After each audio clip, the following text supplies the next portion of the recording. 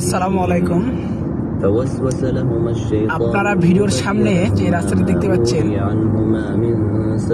আসলে এটা কি রাস্তা না পাথরের পাহাড় সেটা তো বুঝতে পারতেছি না। আসলে দুই সাইডে পাথরের পাহাড় আর মিডিল দিয়ে রাস্তা, প্রায় 30 থেকে 40 কিলোমিটার।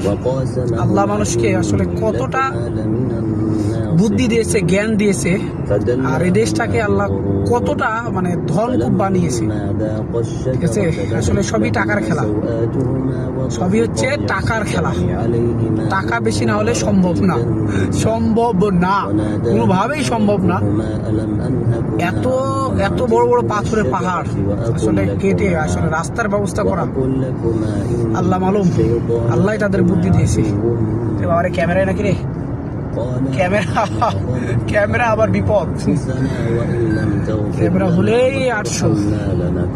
দেখতে পাচ্ছেন আসলে দুই সাইডে পাথরের পাহাড়। আর আরেকটা সবথেকে মজার বিষয় যে আমি যখন গাড়িটা চালাচ্ছি, অনেকটা আমার ওই যে দেশে গরুর গাড়ি আছে না, মহিষের গাড়ি, সেই গাড়ি চালানোর মতো অবস্থা মনে হচ্ছে।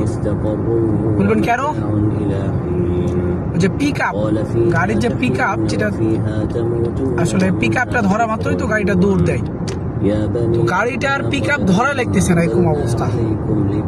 পাথরের পাহাড়ের ভিতর দিয়ে রাস্তা, তো পাহাড়ের উপর থেকে নামতেছি তখন অটো গাড়ি ছুটতেছে। হ্যাঁ, অটো গাড়ি ছুটতেছে 120, 30। আল্লাহ, তা দেখলে বুঝবেন না। আসলে এখানে গাড়ির রোডের স্পিড লিমিটার হচ্ছে 20, 140 অ্যালাউড। আমি একটা ভাড়া নিয়ে এসেছিলাম দুবাই থেকে ফুজিরা। এটা হচ্ছে দুবাইয়ের ভিতরেই, দুবাই থেকে ফুজিরা। দেখতেই পাচ্ছেন কি অবস্থা। আল্লাহ এদেরকে কতটা টাকা দিয়েছে, কত বুদ্ধি দিয়েছে। ক্যামেরা আছে আর ভিডিও করতে পারলাম না, ঠিক আছে, যতটুকু দেখেছি আলহামদুলিল্লাহ।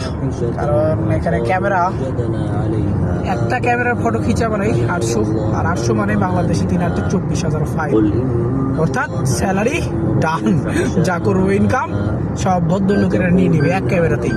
ঠিক আছে, দেখি কি অবস্থা। আল্লাহু আকবার। এর আগেও কয়েকবার আসা হয়েছে এখানে, আমার এই প্রথম না। তবে আজকে মনটা একটু ভালো, মনটা একটু ফ্রেশ, চাইলাম একটু ভিডিও বানাই।